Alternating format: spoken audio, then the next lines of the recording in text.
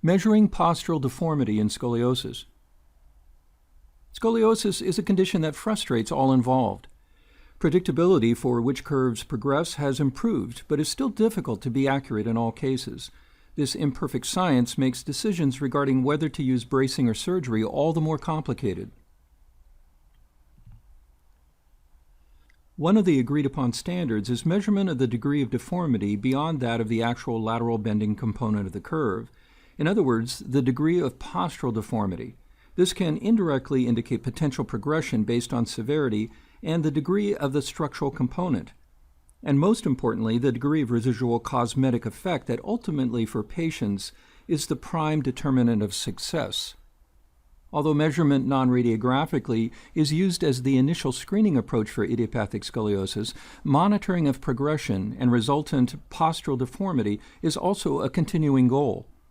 Although for years the combination of an Adams forward bending test coupled with a scoliometer has been the standard, new approaches, including electronic and digital versions of the scoliometer, and 2 and 3D assessments of postural deformity have emerged. A new publication reviews the most recent literature to determine the amount of and quality of research evidence regarding these newer approaches. The publication appears in the European Spine Journal in 2016 titled Reliability and Validity of Inexpensive and Easily Administered Anthropometric Clinical Evaluation Methods of Postural Asymmetry Measurement in Adolescent Idiopathic Scoliosis, a Systematic Review. Their approach was to study methods of measurement specifically for adolescent idiopathic scoliosis. This requires that we review this unique designation as distinct from other forms of scoliosis. In defining adolescent idiopathic scoliosis, let's start with what it isn't. It's not due to an identifiable cause, it's not an adult curve, and it's not a transient curve due to muscle spasm secondary to pain. Congenital defects are generally apparent on X-ray or other imaging. These include either failure of segmentation, such as a unilateral bar vertebra, or failure of formation, such as a butterfly vertebra. These are not amenable to conservative care. They are unresponsive to any attempts at applying the principles of Wolff's or Hutter-Volkmann law and will not respond to any form of bone stimulation. Scoliosis caused by these defects is a permanent feature unless surgically corrected. It's important to attempt to rule out some conditions related to or causing scoliosis, therefore not idiopathic, including neurofibromatosis, Marfan syndrome, Ehlers-Danlos syndrome, and intraspinal abnormalities. Remember that adolescent idiopathic scoliosis is a three-dimensional deformity. It's defined as a coronal plane Cobb angle greater than 10 degrees, and it's further defined as a lateral spinal curvature in the frontal plane, abnormalities of the physiological spinal curvatures in the sagittal plane, usually a hyperkyphosis of the thoracic spine, and an axial rotation of vertebra in the transverse plane.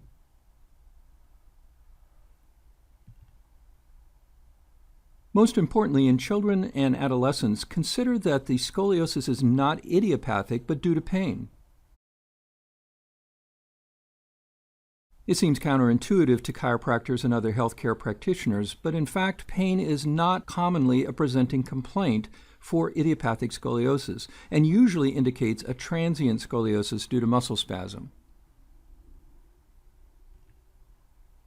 So what may appear as a miracle cure of idiopathic scoliosis may in fact be resolution of a transient effect. In other words, resolve the pain, reduce the muscle spasm, and therefore correct the curve.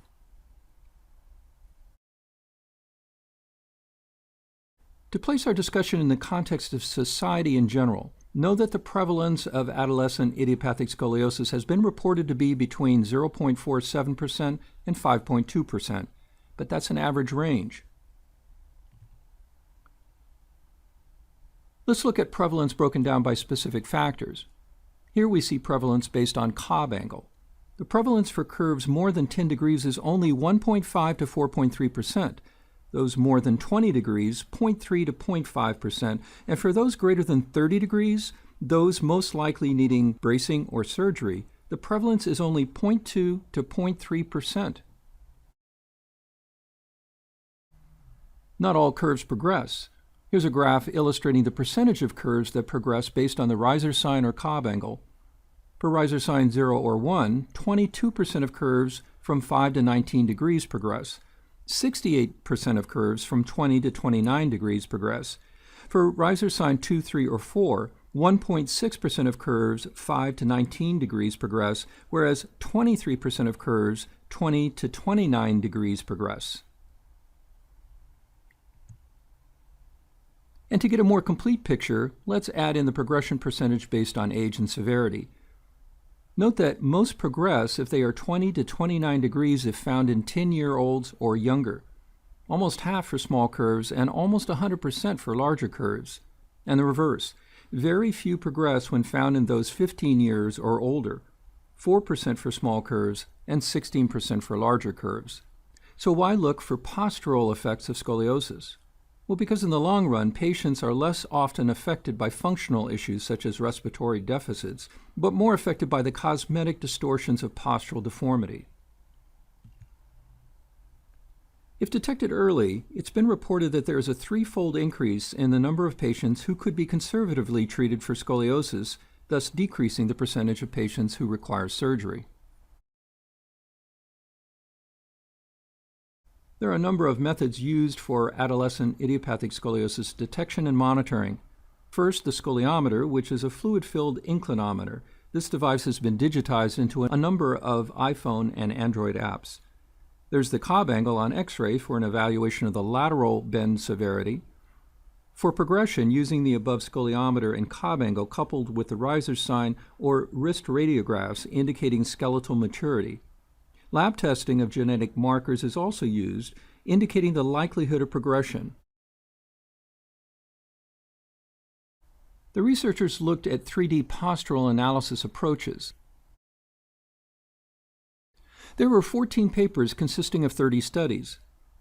The reviewers used a critical appraisal tool and a secondary rating system. The selected research covered studies over 24 years. 8 studies were on validity, only 3 met the study criteria. 10 studies were on intra-observer reliability and only 2 met the criteria. 12 studies were on inter-observer reliability, 1 met the criteria, and the mean Cobb angle across studies was between 21 to 26 degrees. This was further broken down into a tally of how many studies for each of the different tools. There were 3 studies for iPhone applications, 8 studies for the scoliometer, 2 studies for the scoliometer with a mathematical formula to predict the Cobb angle, and 1 study evaluated 2D photographic interventional approaches. 1 study assessed the Trunk Aesthetic Clinical Evaluation Tool, or TRACE, and the Aesthetic Index, which utilized frontal and sagittal photographs. 1 study assessed plumb lines in the sagittal, frontal, and transverse planes. So the results? For the iPhone scoliometer, high or very high reliability and moderate to very high validity were reported with a strong level of evidence. For the scoliometer with mathematical formula, moderate validity was reported with a moderate level of evidence. For the clinical examination method with plumb line, hump height, and scoliometer, very low to moderate validity was evident with a moderate level of evidence. For the trace and aesthetic index and 2D photography methods, moderate reliability and low to high validity were found with a limited level of evidence. Here we see some of the variety of applications available. Some have distinctions or advantages over others. For example, the Scolio screen uses an optional clip-on device for the bottom of your smartphone that mimics the shape of a standard scoliometer. The Scolio track allows you to store patients' data such as age, height, weight, and a photo for that visit against a postural grid. It even allows you to graph the results over time.